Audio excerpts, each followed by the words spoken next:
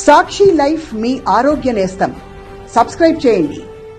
నేనెవరికైనా ఎదురెళ్ళినా వారికే రిస్కు, నాకెవరైనా ఎదురొచ్చినా వారికే రిస్కు అని రస్కుని నమిలినట్టు సినిమా డైలాగులు చెప్పే బాలకృష్ణ నిజ జీవితంలా ఆయనకు ఫ్లెక్సీలు ఎదురొస్తే సేమ్ సినిమా షూటింగ్ రేంజ్లా రెచ్చిపోయిండు. మరి ఆ ఫ్లెక్సీలు ఇంట్లో మనిషియే అని తెలిసినా నాకు బీపీ వస్తే ఏపీనే వణుకుద్ది అన్న రేంజ్లా వార్నింగ్ ఇచ్చినంత పని చేసిండు.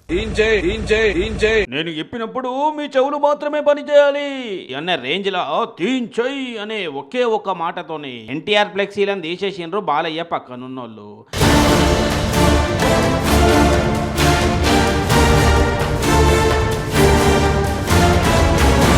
మరి పెట్టిన ఫ్లెక్సీలను తీస్తారేమో కానీ పెట్టిన పేరును పెరిగిన తీరును పెంచుకున్న అభిమానుల్ని ఎవరు తీసేయలేరు కదా.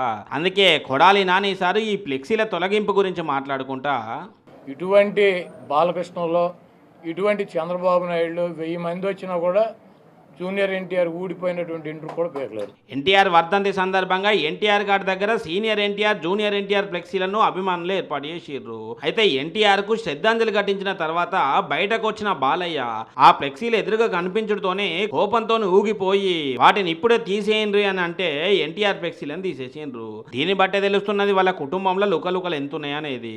మరి ఇప్పుడు ఎన్టీఆర్ ఫ్లెక్సీని తీయించారు కాబట్టి జూనియర్ ఫ్యాన్స్ కూడా కోపం చేసుకుంటా ప్లూటో జింక ముందు ఊదు బాలయ్య మా ముందు కాదు, మమ్మల్ని ఒకవైపే చూసావు, రెండో వైపు చూడాలనుకుంటే తట్టుకోలేవని డైరెక్ట్ వార్నింగ్ ఇవ్వకపోయినా తొలగించిన ఫ్లెక్సీలను మళ్ళీ పెట్టి ఇండైరెక్ట్ వార్నింగ్ ఇచ్చినంత పనిచేసిండ్రట.